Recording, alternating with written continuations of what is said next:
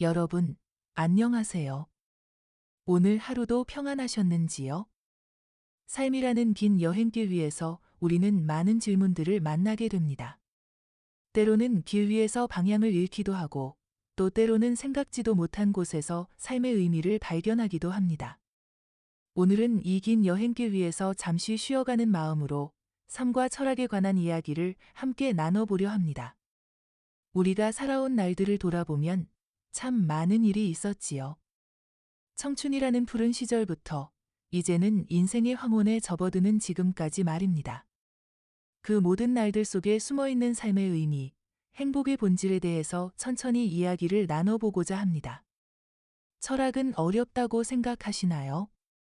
사실 철학이란 우리 일상 속 아주 작은 곳에서 시작됩니다. 따뜻한 밥 한 그릇, 좋은 친구와의 대화, 가족과의 단란한 시간. 이러한 순간들을 통해 우리는 자연스럽게 삶을 돌아보고 성찰하게 되죠. 철학자 칼 야스퍼스는 인간이 철학을 시작하게 되는 계기 중 하나로 경이로움을 이야기했습니다. 우리가 세상과 자신에 대해 경이로움을 느낄 때 철학은 시작됩니다. 또 다른 계기는 바로 고통입니다. 인간은 고통을 겪을 때 왜 이런 일이 일어나는지, 나는 왜 살아야 하는지, 무엇을 위해 사는지를 묻게 되죠. 그 질문이 바로 철학입니다. 이제부터는 여러분과 함께 삶, 고통, 의미 그리고 중용이라는 주제까지 포함하여 4가지 큰 화두를 통해 이야기를 나눠보려 합니다. 첫 번째, 삶, 나의 발자국들. 우리가 살아온 삶을 돌아보는 것은 자신을 이해하는 첫걸음입니다. 어릴 적 기억나시나요? 부모님의 손을 잡고 처음 초등학교에 들어가던 날, 첫 월급을 받고 가족과 저녁을 사 먹던 날, 그리고 아이가 태어나 처음 아빠, 엄마라고 불러준 날까지. 이런 기억들은 단순한 과거가 아니라 나라는 사람을 이루는 조각들이죠.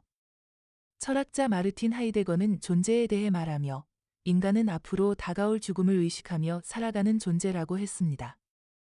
이것은 죽음이 삶의 끝이기 때문에 두려워하라는 말이 아니라 유한한 삶이기에 오늘 하루를 의미 있게 살아야 한다는 뜻입니다. 오늘 하루, 나는 어떤 생각을 하며 살았는가? 누구에게 따뜻한 말을 건넸는가? 무엇을 감사하게 여겼는가? 이런 질문들이 철학의 시작이자 삶의 중심이 됩니다. 두 번째, 고통. 어쩌면 인생이 주는 선물. 우리는 모두 크고 작은 고통을 겪으며 살아왔습니다. 자식 걱정, 건강 걱정, 때론 경제적인 어려움까지. 하지만 그 모든 고통이 삶을 더 깊고 넓게 만들어준다는 사실, 느껴보신 적 있으신가요? 불교에서는 고통을 삶의 일부로 받아들이라고 가르칩니다. 고통은 피할 수 없는 것이며 그것을 있는 그대로 바라볼 때 비로소 마음이 편해진다고 합니다. 철학자 니체는 말했습니다. 고통을 통해 우리는 강해진다. 그는 고독 속에서도 인간은 더 위대해질 수 있다고 보았습니다. 여러분은 인생에서 가장 힘들었던 순간을 어떻게 이겨내셨나요? 그 시간들이 지금의 지혜를 만들어준 건 아닐까요? 세 번째, 의미. 나의 하루는 왜 존재하는가? 우리는 왜 살아야 할까요? 이것은 가장 오래된 질문이면서도 여전히 유효한 질문입니다. 가족을 위해, 사랑하는 사람을 위해, 혹은 나 자신을 위해. 이유는 모두 다를 수 있지만 그 안에는 무언가를 이루고 싶다는 열망이 있습니다. 정신과 의사 빅터 프랭클은 말했습니다. 삶의 의미를 찾는 사람은 어떤 고난도 이겨낼 수 있다. 우리 삶이 반복되는 것처럼 보여도 그 안에는 우리가 몰랐던 수많은 의미가 숨어 있습니다. 손주가 웃는 모습을 보는 것, 텃밭의 핀 꽃을 바라보는 것, 그 모든 것이 우리에게 존재의 이유가 됩니다. 네 번째, 균형. 아리스토텔레스가 말한 중용의 철학. 이제 한 걸음 더 들어가 보겠습니다. 고대 그리스 철학자 아리스토텔레스는 인간이 행복해지기 위해 가장 중요한 덕목으로 중용을 강조했습니다. 그는 이렇게 말했습니다. 지나침과 부족함 사이 그 가운데 있는 것이 바로 덕이다. 중용은 가운데 있음이지만 단순히 중간만을 뜻하지는 않습니다.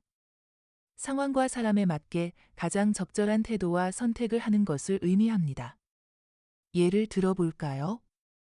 용기는 중용의 덕입니다. 지나치면 무모함이 되고 부족하면 비겁함이 됩니다. 자식에게 애정을 주는 것도 마찬가지입니다. 지나치면 간섭이 되고 부족하면 무관심이 되지요. 이처럼 아리스토텔레스는 삶의 모든 영역에서 조화로운 균형을 찾는 것이 중요하다고 보았습니다. 우리 어르신들께서 살아오신 인생도 곰곰이 되돌아보면 이 중용의 길 위를 걸어오신 것 아닐까요? 때로는 참고, 때로는 용기 내며, 사랑도 너무 넘치지 않게, 그러나 부족하지 않게, 그렇게 조심스럽게 살아오신 길. 중용의 삶은 무엇보다도 마음을 평온하게 합니다. 지나친 걱정도, 지나친 욕심도, 지나친 후회도 내려놓고 지금 이 순간 내 앞에 있는 작은 것에 감사할 수 있게 해줍니다. 여러분, 혹시 요즘 마음이 흔들리신 적 있나요? 내가 잘하고 있는 건지, 혹은 내가 너무 무기력하게 살아가는 건 아닌지 걱정이 되셨나요? 그럴 땐 아리스토텔레스의 말을 한번 떠올려 보세요. 지혜로운 이는 늘 중용을 선택한다. 삶은 완벽할 수 없고 완벽할 필요도 없습니다. 조화롭게 균형을 잡아가며 오늘 하루를 의미 있게 보내는 것, 그것이 바로 철학이 우리에게 주는 가장 실용적인 위로입니다. 오늘 하루 너무 애쓰지 않아도 괜찮습니다. 조용히 웃으며 찻잔을 들고 하늘을 바라보는 그 순간도 충분히 의미 있는 시간이 될 수 있습니다. 이야기를 마무리하며 드리고 싶은 말씀은 이것입니다. 철학은 결국 삶 그 자체입니다. 철학은 책 속에만 있는 것이 아닙니다. 우리의 하루 속, 우리의 말과 행동 속, 그리고 우리의 기억 속에 있습니다. 삶은 질문이다. 그리고 우리는 그 질문에 대한 답을 찾는 여행자다. 지금 이 순간, 이 방송을 듣고 계신 여러분 모두도 그 여행길 위에 계신 것입니다. 너무 빨리 달리지 마시고, 가끔은 걸음을 멈추고, 바람소리와 새소리, 마음속의 조용한 소리를 들어보세요. 바람은 말이 없고, 풍경은 그저 종을 울릴 뿐. 그 종소리를 듣는 이는 가장 깊은 내면과 마주한 이 고요 속에서 우리는 비로소 자신을 듣는다. 오늘도 긴 이야기 들어주셔서 고맙습니다. 이 시간 여러분의 하루가 조금 더 따뜻하고 평안해지셨기를 바랍니다. 다음 시간에도 삶의 깊은 이야기를 나누러 다시 찾아뵙겠습니다. 감사합니다.